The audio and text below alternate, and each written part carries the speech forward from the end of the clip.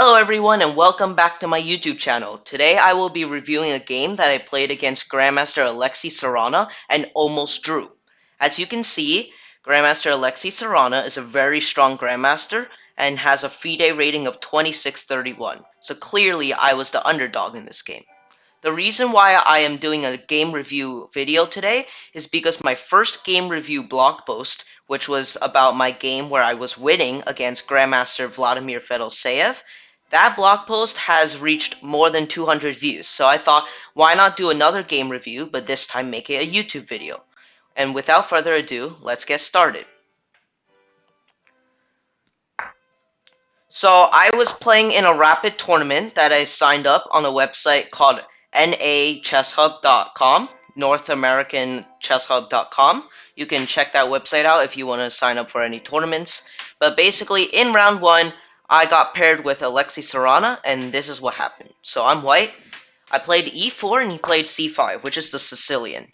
So normally here, I play knight f3, which is like the main move. Sorry, let me go into analysis. So normally in the Sicilian, I play the main line. Like, I don't play any, like, close Sicilians. Um, I don't do anything. I just play the main lines. But, as you can see here, on the second move, instead of the typical knight f3, which is the mainline Sicilian, I played b4. Now, this is what's known as the wing gambit. Now, the wing gambit is very complex, and I've only really briefly looked at this line before. I don't actually know the ins and outs, but my idea is, if I go into a main line variation against the Grandmaster, chances are he's going to be better prepared than me. So I might as well try to throw him off, right? And indeed, I'm pretty sure he knows what to do here, but he tried not to go into any theory, he just tried to play it safe. So after a3, he played b3, which is, as you can see from the analysis, an inaccuracy. Normally, d5 is the move here, and after takes, queen takes, knight f3, we have a complicated position. The game will develop, white is down a pawn, but he is seeking some counterplay, right? But instead, Grandmaster Alexey Sarana pushed with b3, basically saying, I'm going to give you the pawn back, just so there's no crazy shenanigans, just so I can get a normal position, and then I'll outplay you that way. And to me, this is fine, because now we're both kind of out of theory, so I'm not going to just lose to some, like, theoretical tactic that he planned ahead of time, right? So now we have some normal moves. We're both kind of supporting the center. He chooses to fianchetto his bishop. I play bishop e2 just in case he plays bishop g4 and then there's no pin on my knight. For example, if I go like here, now my knight is pinned and d4 is weaker. So I just play bishop e2, it's a nice safe move. We both castle, he goes knight c6, bishop e3. I'm kind of overprotecting my center here. This is always a good idea. Well, maybe not always, but it's pretty much a good idea to overprotect your center, which means that there are less tactical ideas possible. He plays bishop g4, which is good, and I play rook c1. Basically, I'm playing very logical moves, and as you can see, our times on the clock are relatively similar. Of course, I thought a bit more, but that's okay. That's kind of expected. So here he plays queen a5, which I was quite shocked to see because, frankly, this is asking for b4. And although you might say, wait a second, doesn't that hang the a3 pawn? Well, yes, it does, but in fact, white has a lot of compensation, and as you can see from the eval bar, queen takes a3 is not a good move. Knight b5 is a strong move here, I believe, and if black goes pawn grabbing again, I believe we'll just look for the best move here from the computer. That would be bishop d2, and after queen b2, we have bishop c3, queen a2, d5. Now, if knight a5, I believe you just go rook a1, and white is winning a piece. So that is why queen takes a3 is not good. Now, my opponent did not spend a lot of time calculating queen takes a3. Like when he played b3 instead of actually playing the wings gambit theoretically, He just wants to get a safe position and then outplay me from there. And I think that's what gave me a better position and ultimately ended up leading to a like really equal endgame. So he went queen d8, and as you can see from the eval bar, I am better. I have more space, my pieces are more active. It's just all around better for me. And now I played d5, which was a good move. Um, I'm kind of just like trying to take a little more space, clear the d4 square maybe for my knight or something. So he takes on f3 because if something like knight e5, I think maybe, well, first of all, taking is not bad, but maybe I can just put my knight on d4, and as you can see, my pieces are more active than his. So he wanted to get rid of that knight and then plant his knight on e5, probably so I can't go knight takes e5. So I go bishop e2 because I want f4, and then he made a very prophylactic move, which is knight e d7. So basically he's saying, I'm just gonna kind of move my knight away before you play f4, so there's no problems. Like, for example, let's say if like queen d7, there's no potential piece traps. Like, I mean, in this position, black's knight on g4 is kind of misplaced. So he kind of just moved his knight back ahead of time. I just developed my queen. I'm thinking maybe I could get rid of his strong fiend shadow bishop like that. And then he goes a6. I thought it was to play b5, which it's not.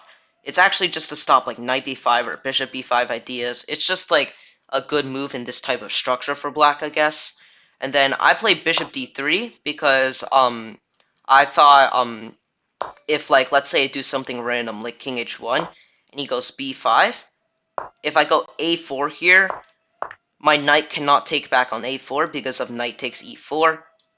As you can see here, my knight on c3 is defending e4, so I played bishop d3, so I was like overprotecting e4 in case that happened.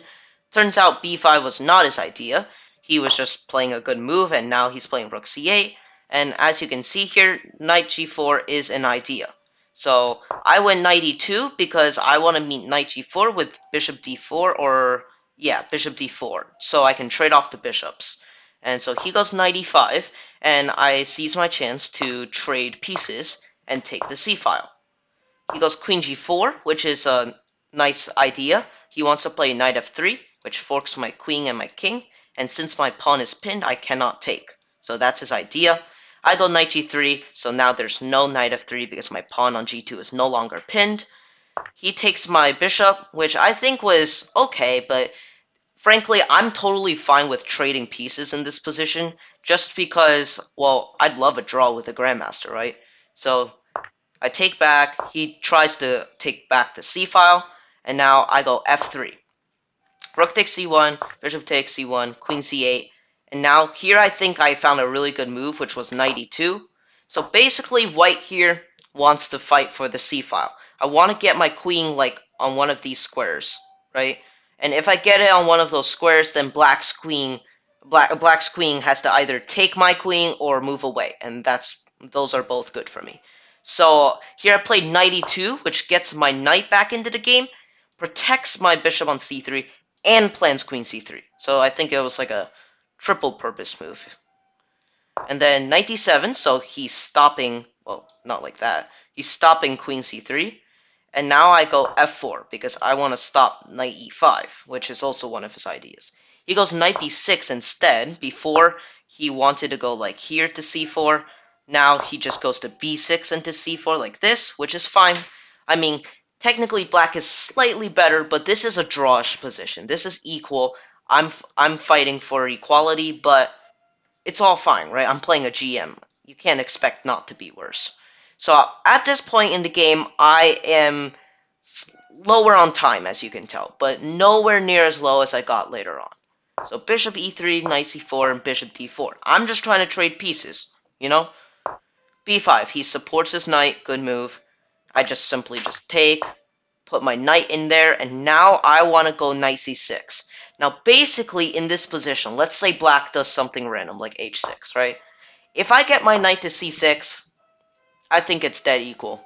Because how does black move forward? Like, let's say he protects e7. I mean, like, I have queen d4 now, so maybe that's not not a good move by him. So like let's say queen c7. Like how does black progress? Like my knight is such like a powerful piece there, and it kind of like is almost equal to the knight on c4. And if he ever does like something like e6, I always have e takes d5, reinforcing that outpost. So basically what I was thinking during the game when I played knight d4 was, if I get knight c6, my drawing chances just go up so much. And I think he agreed with me because he played queen c7, basically saying if you go knight c6, I'm going to go queen b6. Now, the computer may not like this too much, but let's say I go king f1, because if I go king h1, I think he's coming in on f2, and this is kind of unpleasant. So let's say I go king f1. I am letting him get like moves like this, moves like that.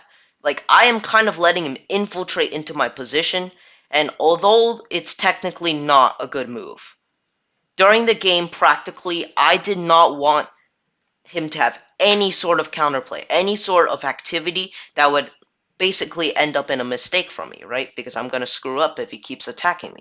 So instead of playing knight c6, I played the much worse knight c2, which is obviously much more passive, right? I'm moving in the opposite direction. So because I played knight c2, I think the game started going downhill from here on, and he started to kind of like slowly grind it out. He first plays e5, attacking my f4 pawn. I don't want to play en passant because, well, now he has the center, right? So that's not really a great idea. So I just reinforce my f4 pawn, and I also don't want to do something like this. Like, let's say this happens. Like, don't worry about any tactics in this position because I'm pretty sure there's gonna be some here. But basically, the main point in this type of structure is white no longer has this f4 pawn, so black has this e5 square for eternity, and that's not a good thing. So he can play something like here, and like it may not be the best move according to the computer, but like he's infiltrating the position, so that's not good. So I don't want to have him clear out the e5 square, which is why I play g3, because if he takes, now I still control the e5 square. So he plays f6. He's trying to play fast. As you can see, he has 10 minutes. I only have 2. So he's kind of trying to put more and more pressure on me and cause me to screw up in this relatively equal position. I play king g2, which is normal, queen d7, knight e3, which was a very, very good move by my on my part, because if he takes, now my queen can infiltrate if his queen leaves. So that's kind of like a draw, like a dead draw, basically. So he went queen c7, and here I believe maybe I should take? Yeah, I should have taken. I was afraid he has this passed pawn, he can make some magic work. In reality, I'm just blockading it, and his queen can't really go anywhere, so that was unfortunate. I probably should have just taken the knight, but instead I moved knight c2. I'm kind of going for repetition here.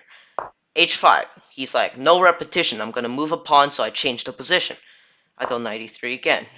Takes, queen c8. And obviously his idea here is to take and either infiltrate with queen c2 or queen g4. So I played h3 to stop queen g4, because I can't really stop c2. He plays knight b6, maybe to try to open up the c-file. Queen d4, queen c7, we're kind of playing like tickle here, you know what I mean? And here I think I make, it's technically not a bad move, but practically it makes holding this position a lot harder. I played h4. Basically, what I was thinking is I don't want him like getting out of the pin and then like rushing me with his pawns. In reality, now, before my h pawn was protecting g4, now it's not. So if we go to the same exact position, literally, like this, now there's some genuine like threats, you know? And this is very bad for me. Now here, I played the unfortunate king g3. As you can see, I have a minute on my clock. There's only 5-second increment. I kind of just panicked, right? But here, the computer suggests this move, which is very interesting to me. Basically, it's saying, now white has counterplay. And because he has counterplay, he has checks, you know, right? because he has checks, he's still kind of in the game here. Like, he's not lost, right? He has chances for a perpetual. He can still keep the game going. With my unfortunate move, King G3, he just wins the pawn with check. So, no counterplay. And because of that, now he plays a good move, Queen D7. The computer says it's a mistake, but that's because black is just winning no matter what. Now, I made a desperation attempt. I wanted to blow up the position so I could maybe, I was hoping for something like this so that I could open up the position and maybe get some checks. You know, that was my idea. But in reality, this just hangs a pawn. Actually, it hangs 2 pawns. So after this, I just resign. I'm going to be down 3 pawns, and there's no way a Grandmaster is going to screw that up. So thank you guys for watching this my game review. I hope you guys enjoyed it. Make sure to subscribe if you did, like this video, and turn on notifications so you know when the next video is out. Until next time.